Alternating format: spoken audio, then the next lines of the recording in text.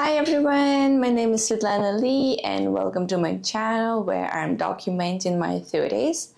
And in this week's video, I wanted to share with you how much I spent on my YouTube setup. If you watched my last video, you know I just bought my last piece of technology that I needed to film for this channel, and it was Pocket Osmo 3.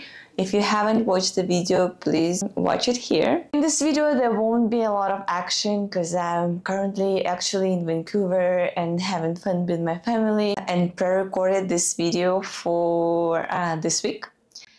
So there's no action and there will be a lot of talking. I think it will be a very short video. So let's start. Before I started to film, I did my research and a lot of sources said that I don't actually need to buy anything. I can just start filming with my phone, and I tried and it didn't really work. So I started to invest a little bit in it. One of the first things everyone said I should buy was microphone. So the first thing I bought for this vlog was a microphone, and it was a HoloLens microphone that I'm still using. I'm gonna show you here, and let me put it back.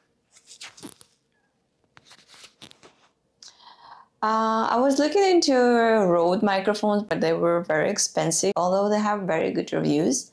So I had to go with something a little bit cheaper, and it was HoloLens option. I spent on microphone $90. Please keep in mind these are all prices in Canadian dollars, and I bought, I think, everything off Amazon. Because I didn't want to depend on sunlight, and a lot of videos I actually film at night and my home doesn't have very good lights. The next thing I bought to film for this vlog were my soft boxes. I bought newer soft boxes. There were two of them in the package, and they were $205. And I'm really happy I bought them. I don't depend on sunlight. I can film whenever I want, and I always have enough lights, which I think worth the investment. And I know that a lot of YouTubers say that you can start just with your phone camera. And I actually had a very good camera. At the time I started, I had S23 Ultra, which I then upgraded to S24 Ultra.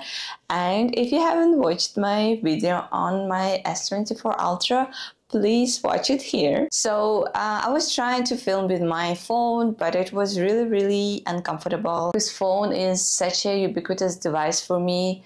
Every time I would film and I would stop because I have to check something on Google, or I wanted to turn on the music and I couldn't because I was filming at the same time, or maybe I was filming how I'm getting ready and I wanted to watch something. It wasn't comfortable. And I decided to invest in a camera, and I bought a Sony ZV-1F, and I didn't like it. My biggest problem with ZV-1F was focusing. And again, if you haven't watched that video, please go watch that video as well. I ended up returning my ZV-1F and I bought ZV-E10, the camera that I'm using right now. And for the camera, I spent $981. Again, I think it was worth the investment. Now I can film anywhere and I can use my phone at the same time. And I'm very happy with the quality of the camera and with interchangeable lenses because I can just change the lenses.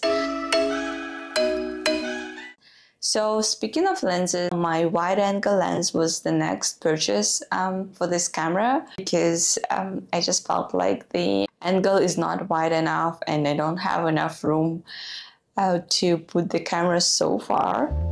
But I was able to find a very cheap version. It was a newer.